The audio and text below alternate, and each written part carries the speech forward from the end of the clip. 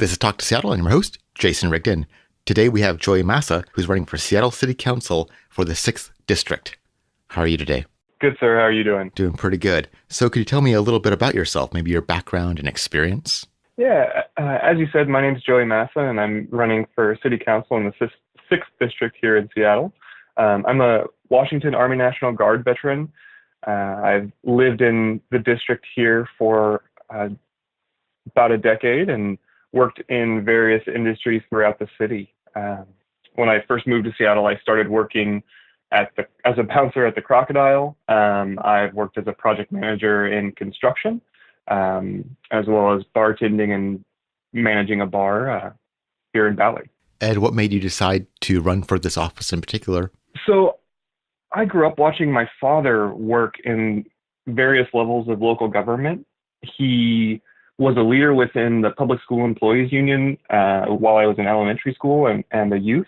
And then after I was in high school and college, he actually ran for a local office and has been a city council member and is mayor of our hometown. And so throughout my life, I've really watched the impact that local politics can have on workers throughout our state and folks who live in my hometown, which if you blink, you could miss. And so it's never been lost on me that local government can be some of the most impactful government when it comes to individual residents' lives. And I feel that our government has struggled recently with creating impactful and effective legislation. And one of the things I was raised as an American to believe is that if you see a lack of that kind of work being done and no one stepping in to fill that role, then sometimes that means it's you. And I had to turn that lens on myself in this case. And could you tell me a little bit about your district? Absolutely. So District 6 is a pretty wild slew of communities. We've got Fremont, which is, always had a mind of its own, all the way over to Greenwood and Green Lake, some of our most picturesque neighborhoods, that park being one of the most visited and beloved in the cities. You have Ballard, which is a bit of a sleepy fishing community, which seems to have been waking up in the last couple of years. And we have a population to match that. As I've lived in the district, I've seen our residents be more energetic and more vocal when it comes to not only local politics, but I feel politics in general. And I feel that we deserve local leadership that's capable of channeling those energies effectively and also achieving results that help our cities and community as a whole. What are some of the biggest challenges facing your district? I think my district and our city really faces a lot of the same issues.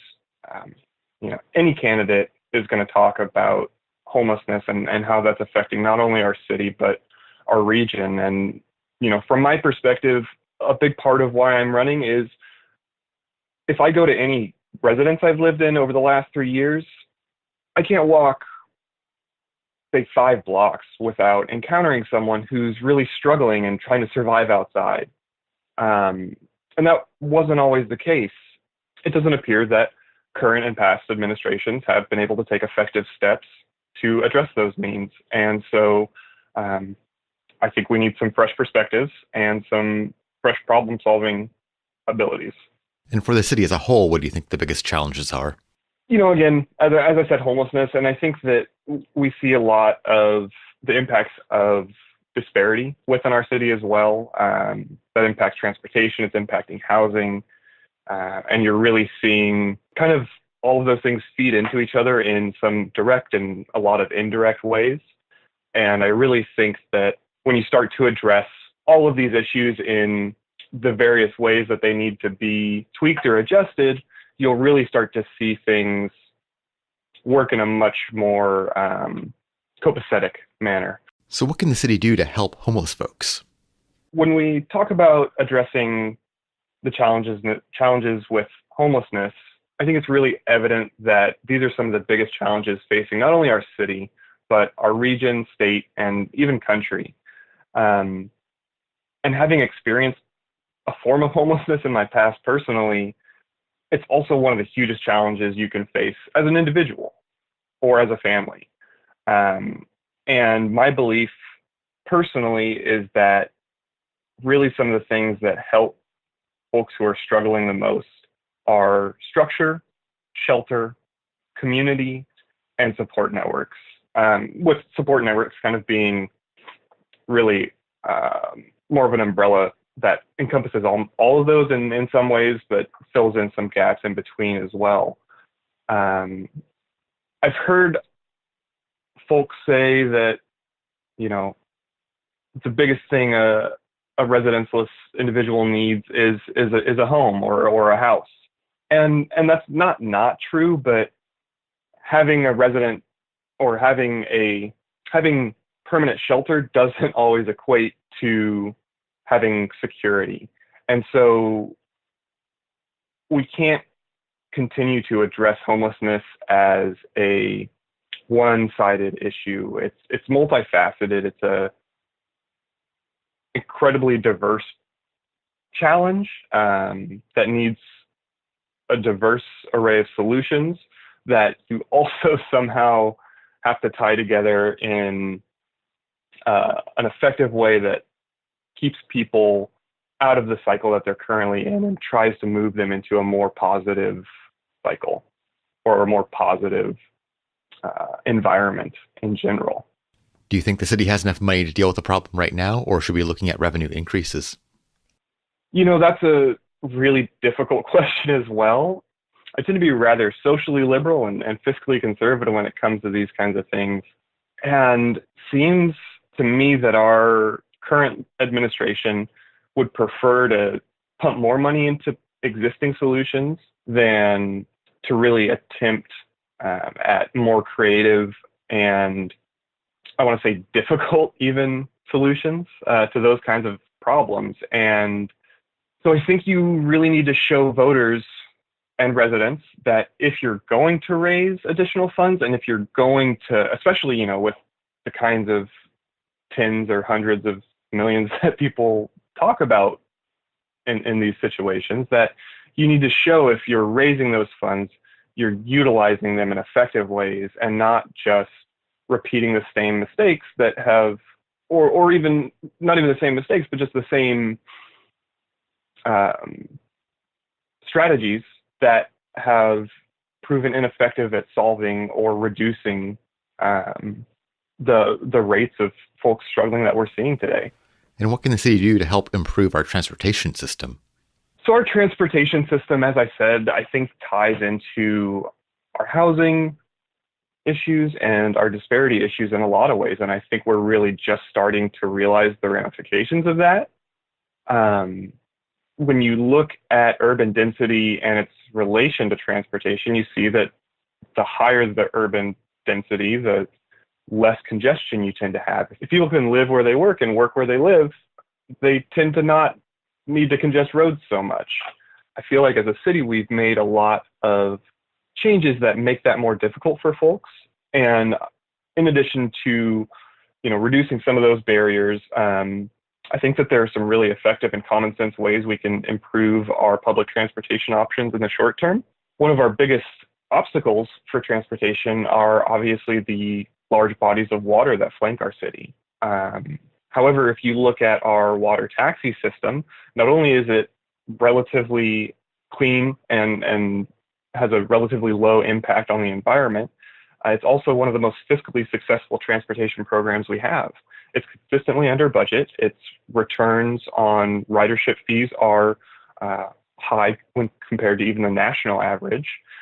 And we have a lot of water to run those on. So I would like to look at the viability of, say, a route from the existing terminal downtown to maybe somewhere in District 6 along our waterfront. And then if that works out, maybe we can look at the viability of routes along Lake Washington. The nice thing about that as well is that those types of projects would have to involve King County. And when you start working on those types of, even though it's rather large, relatively speaking, it's a pretty small problem when it comes to a city or a county working on something. And once you start working on those types of problems, then we can start to address things that face us as a region as a whole. Once again, getting back to homelessness and the disparity we're facing. And what can the city do to help improve housing affordability? Some of the things the city can do to improve housing affordability would be removing some of the barriers we've put up to proper market development.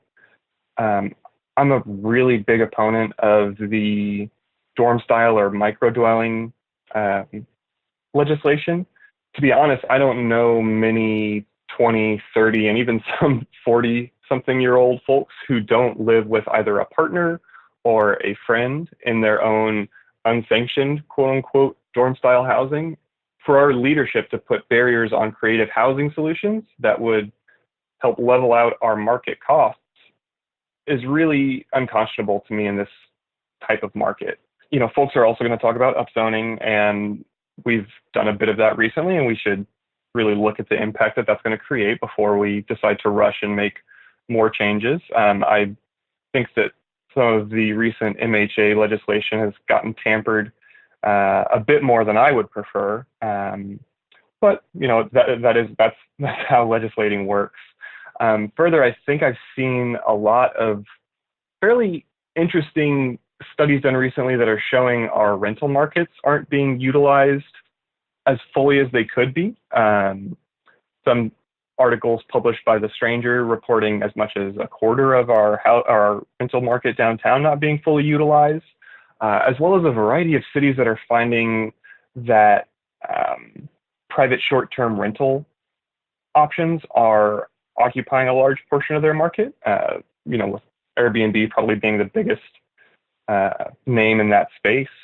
And I won't quote statistics, but I'll be publishing articles on my website that have those details. As a city, I think it would behoove us to take a look at the impact those short-term rentals might be having on our market. So we live in very polarized times. What would you do as a leader to help bring people in the city together? As a candidate, I'm working to engage our residents in whatever medium they find most comfortable. In addition to in-person campaign events and generally just being about town in the neighborhood, I'm hosting a variety of streaming town halls. I'm also present and active on social media communities such as Reddit, Instagram, Facebook, Twitch, and Twitter. And the reason I'm approaching folks in all these mediums is over the last few years, I've watched people I love on, let's say, both sides of the aisle really drive themselves apart over a host of issues. And so a lot of the work I do is to communicate clearly, to listen fully, and to do the best I can to facilitate building stronger and more inclusive communities wherever we can. A lot of the time I find that folks really have a lot of energy that they feel towards an issue or that they want to put towards a problem that they're experiencing, but they don't feel that they're able to address that in an effective way. And so as a local leader, one of the most important things you can do is really connect with folks and really let your constituents know that you're listening, and that even if you're not able to make everybody's ideal image of a solution happen, that you're really doing the best, or that rather, that our leaders are working on the best solutions that we can together. Because that's another reality about being a council member, is that you're not a unitary executive, you're a member of a legislative body. And so being able to work together with your fellow council members once you're elected is going to be a huge part of the job. I think that our current council has shown that to be pretty obvious. And are you accepting the democracy vouchers? I am. I think it's an incredibly exciting program. I'm a bit of a policy wonk, and so over the last few years, I've loved watching our city pop up in the news for such an incredibly progressive program in a variety of sources, and I'm really excited to take part in the program. And if people want to learn more about your campaign, where should they go? Absolutely. As I said, I'm on Instagram, Facebook, Reddit, Twitter, and even Twitch here and there. You can also go to my website, which is www.massaforprogress.com. That's MASSA. in Massa. But yeah. And then I'm also posting calendar events both on my website and on the social media sources if you want to meet me in person. And I'll make sure I have all those links in the show notes. Thank you so much for coming on the show today. Yes, sir. Thank you. You've been listening to Talk to Seattle, and I've been your host, Jason Rigdon. If you want to support the show, please go to talktoseattle.com/support. Thank you so much for listening.